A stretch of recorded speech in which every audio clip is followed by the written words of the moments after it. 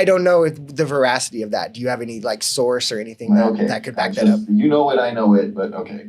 Right. And if I walk outside, the earth looks flat, but that doesn't mean it's flat, right? If you think that undocumented immigrants being paid lesser wages is a problem, I would agree with you. And I think that that is a reason for amnesty, not for mass deportation. Right. The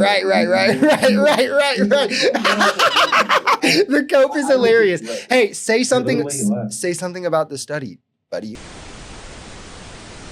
Joe Biden could have been on his deathbed and would have been a better candidate than Trump, but Kamala Harris was, and she was living and breathing. Oh. But I am curious, and I'm happy to talk about those two, but like just specifically, you know, like why did you support Trump? I believe border and not sovereignty rights, but what it means to be a citizen is a quite important concept of country, like fundamentally. And I find that if you study history and come to find out, oftentimes, this has been a massive precursor to the downfall of empires when they allow anyone and everyone to become a member of their, republic, government, whatever it is in this context. Sure, but you could also point. You could also point to a lot of downfalls tied to declining population rates, people who have isolated themselves from the world. So like if you're just talking about a spectrum, you could point to that on both ends, right? Like I would think that somewhere in the middle is where we need to be, right? Yeah, sure. We haven't isolated. Trump hasn't isolated us from the world.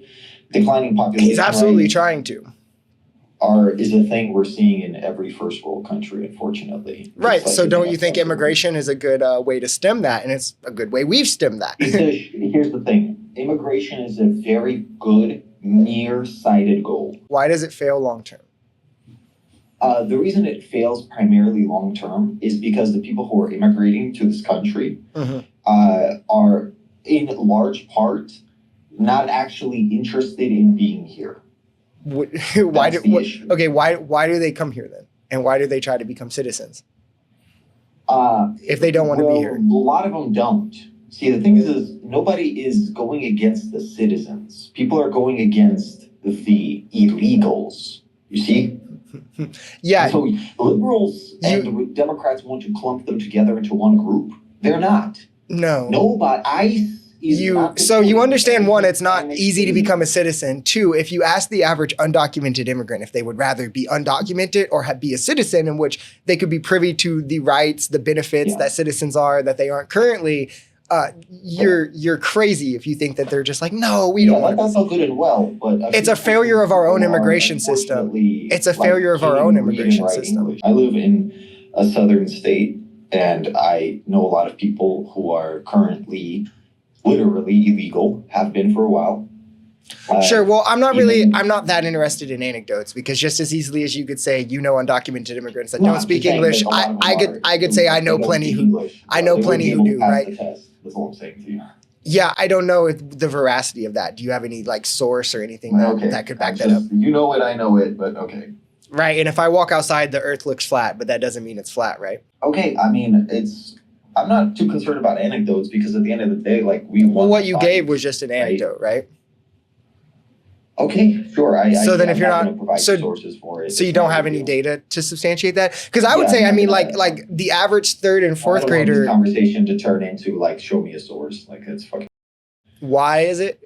Do you think it's dumb to have a source to substantiate the claims you make? This is not the hill I want to die on. It's just irrelevant to me. We can move on. You don't have to take what I said for as a fact. You just can shit on it and move on. What is your problem with undocumented immigrants? What do you think is the problem they pose where you like support what Trump is doing? It perpetually stagnates labor wages on low-skilled labor.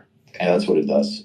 Because there is, from a purely we are in a very capitalistic country. Like, I hope we can agree on that, right? Yeah. And as a very profit-driven capitalistic economy, whenever there's a labor pool that is large enough to replace any unskilled laborer who's unsatisfied with his working conditions, you have to do nothing to change the working conditions. Yeah, no. So I'm gonna stop you there. And the problem is the same kind of phenomenon is happening in America. Yeah, no, where there is a isn't tremendous amount of people, illegals, who are willing to do jobs for completely horrendous wages, which is stagnating wages in this country. So there's multiple things to talk about there. The first thing is that if you think that undocumented immigrants being paid lesser wages is a problem, I would agree with you. And I think that that is a reason for amnesty, not for mass deportation, because that would fix that problem immediately. It would give them more bargaining power, and that would raise wages even for US born citizens.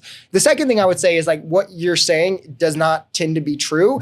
And it's because you're counting the liability. When you look at like something like this, you have to look at assets and liabilities, the benefit that they provide, as well as the burden that comes with it. And you're correctly saying like, yeah, they have low wages, they have this. They also, however, become consumers though. And as consumers, they add to the demand, the people who are buying products, which creates more need for supply, which thus creates more jobs, more opportunity for American workers. It allows more mobility for US workers, and it gives them, who has bargaining power, more ability to bargain for higher wages, which is why we see it. I mean, I could cite study after study of. See, here's the thing, right? Is if this, what you were purporting, was true. It's true. And all was so good and well, then the decade plus long time in which we were practicing exactly this, we ought to have seen these outcomes, but we didn't, right? So that's why nobody believes this horse shit. Sure. So here's a study. We tried it. Right. Here's a study. Here's a study. Here's a study. Here's a study. And nothing changed. Yeah. Here's a study. Rethinking the effects of immigration on wages. It talks about immigration between 1990 to 2004. That is over a decade. That's 14 years. The facts imply a positive, significant effect of the 1990 to 2004 immigration on the average wage of U.S.-born workers overall, both in the short and in the long run. Let's see it. Show me. So why is this so? Huh? So why is this so? Well, show me. I don't see this anywhere. I just linked it in the chat. What is this from? I always like to find out who is it coming from. Giovanni Peri. Yes, and who is Giovanni Peri?